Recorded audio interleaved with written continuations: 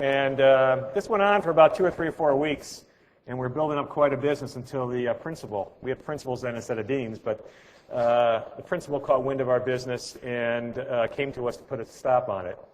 And that's when we came up with the idea of cutting her into the business, but that lasted about 10 seconds, and she put a lid on that, and our business ended fairly successfully, but then it took a step back. And that's what we call the bubblegum business, really the start of HEI 1, if you will. The theme I want to get across here is entrepreneurial. I think all of you really have a choice as you build your careers. It's not really a choice. You'll migrate toward one or the other. Working for a large company or being on your own, entrepreneurial in your own business, or entrepreneurial in a small department of a large company. And it's really 2 mindsets.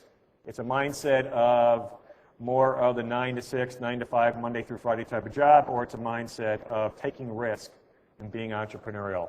And neither one is better or worse, but you need to gravitate toward one over the life of your career at some point.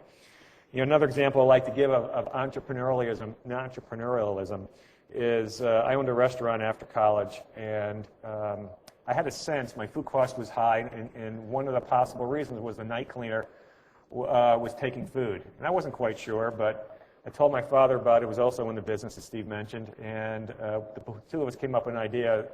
At 3 o'clock in the morning, we got up one morning, we set our alarms, and my father had a pair of binoculars, and we drove down to the restaurant at 3 o'clock in the morning. We hid behind the bank across the street, and there we are with our binoculars, looking in at the night cleaner to see if he was taking food. And sure enough, there was the food going out the back door. And I tell the story because this is not corporate America. This is owner of your own business, thinking creatively, thinking as an entrepreneur. And with that, I'll turn it over to Steve. We talked a little bit so far about Feel the Fear and Do It Anyway, and it actually is a book. And so I thought I would talk for just a couple minutes about some of the theories in the book, or what might be considered the primary elements that we've learned from reading it. So the book is called Feel the Fear, Do It Anyway. It's written by Susan Jeffers. But what it's really all about is it goes through a process to help give you confidence to make tough decisions. And the way it explains it is it says the secret is to always think of blueberries and strawberries. And it says when you get to a tough time, when you're trying to figure out, do you do this or do you do that, think of it as path A is the blueberries and path B is the strawberries. And as long as you can always have in your mind that whichever path you take, it'll be an important experience in your life and will add to your, just add to your ability to grow as an individual, then it makes it much easier to make the decision whether you go down the path of the blueberries and the strawberries. And then secondly, it says, even if you're down the path of the blueberries and you're partially the way down there and you decide you don't like the taste of blueberries, switch to the strawberries. So you don't have to feel that it's like a decision. Once you make a decision, that you're wedded to it. You could go down a different path. If you decide you don't like strawberries, go for cherries. And you can just continue to maneuver throughout. And as long as you consider that every experience that you have is an important experience for your life, there's no bad decisions.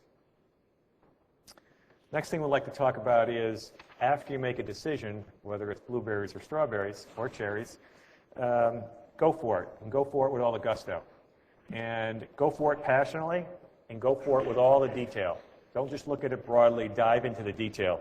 I like to tell a story that after Steve and I started our business, we were at 9:30, 10 o'clock on a Friday night up in our office working on I think it was a Holiday Inn in downtown Baltimore we were trying to buy, and we were figuring out every little detail to make sure we had no mistakes when we presented it to our investors the next day. And it turned out our main investor happened to be having dinner with his wife across the street. And he looked, as he came out of the restaurant about 9:30, quarter 10 at night, he saw the light on in our office. We had a little second story office, 10 by 10 with two $20 desks, and we were sharing from a law firm. And he saw our light on through the window. It was the only light on in the building, and he came up. And there, he walked in the door, and there's Steve and I on our $20 desk just checking every little number. And he looked at us and he said, "You guys are the nails." I said, "What are you talking about?" He goes, "You nailed down every little number." And after that, the nickname Nails stuck. It stuck for many, still stuck today. with our investor, and we were known as the nails throughout his office. We walk in the office with major investors, and he goes, "There's the nails." As Steve mentioned, in 1996, we sold HEI 1. And I think Steve has also, or maybe he hasn't mentioned yet, in 2002, during the beginning of the recession, we thought it was a good time to get back into business. And when we jumped in with 2 feet, and we geared up to run our business again. As we mentioned earlier, what we didn't mention earlier is the business struggled for the first year and a half. We were nervous about getting back into business again and starting from scratch all over again. To the theme of what we're talking about today, we felt the fear and we went forward. And we struggled for a while. We bought 2 hotels over the first 18 months. It was hard to find the right transactions. It was hard to convince investors to come with us during the depth of a recession. But we kept going, and we struggled, and we kept going. And then the right transaction came along. Starwood was selling a package of 18 hotels, which they later split up between 14 and 4 hotels. And it was really hard for us to find money for that transaction. We had to go out and find other real estate investment funds to team up with to buy it. And we searched and searched and searched, and everyone kept saying, revenues keep going down, revenues keep going down. And during that time period, revenues had gone down for 36 straight months. And while we were raising money, I think it had been 30 straight months. And no one knew when the industry was going to turn around. But we kept looking. And bear in mind also that at this time, we'd only had 2 hotels in our new company. So for a company that has 2 hotels to go out to buy 14, a difficult task. Correct. And we ended up hooking up with a firm called Carlyle down in D.C., which many of you have heard of, and they started developing interest in the portfolio with us. So we went down the path with them, and then about 6 weeks into it, they called us and said, it's too big of a deal for us. We have a $500 million fund. It's $100 million of equity. It was about a $350 million portfolio. Too much equity for us. Too much of a risk. So they said, can you find another investor for us? Now we had to go back to ground zero. Not only did we have to find another investor, we had to find another investor that would work with the same constraints and share control with Carlyle. But we did. We worked for 2 or 3 or 4 more weeks. We found another investor. It was Walton Street, who many of you have heard of, up in Chicago. We put the 2 together. We negotiated a deal between all 3 of us, and we went forward. And we went forward for about another month or so bidding on the deal. And then a month before we were supposed to put in our bid, they both backed out. Now we're back to ground zero. And we were out searching for more investors. And I remember my wife saying to me, Gary, give up. No one wants this deal. No one's going to invest in this type of real estate. But she had faith, and she said, if you want to keep going, but I'm not so sure. And we kept going. We kept going and going. We found 2 more investors, and we teamed up with them. We went back to Starwood, and Starwood was like, I can't believe you found 2 more investors. And they kind of almost had written us off at that point. We found the 2 investors, and then within 2 weeks of bidding, or a week and a half of bidding, they backed out. So once they backed out, Starwood hooked up with another group, CNL, who we may have heard of, and they started negotiating with them. But we had the inside track. We had some friends at Starwood. We knew they were negotiating with them. In 3 days, we lined up 2 other investors. We went back to Starwood, and they said, we're not talking to you anymore. We're down the road with CNL.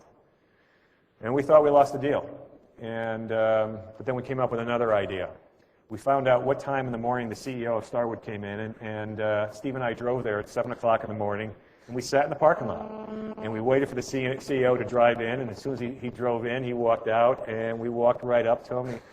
And we walked. I got a deal for you. I got a deal for you. And he said, no. I said, can we walk you to your office? He said, sure. So we walked into his office, and by the time we got to his office, we had convinced him to sell the portfolio to us. And the story here is be passionate. If you're going to make it in your own business, and I think you all know that 9 out of 10 businesses in this country fail, you got to be passionate. You got to think creatively. You got to think out of the box. You got to go after things in creative ways. And it's been successful for us. And, the HEI 1 grew to 25 hotels over 12 years. HEI 2 has grown to 30 hotels. It was 30. We've since sold a few down to the mid-20s, as Steve said, in a period of 3 years. And that's the difference between having experience now and going forward. So it's interesting. When Gary described the transaction that just occurred, this transaction here, he described it in the context of really being passionate and not giving up. I think of it in terms of blueberries and strawberries.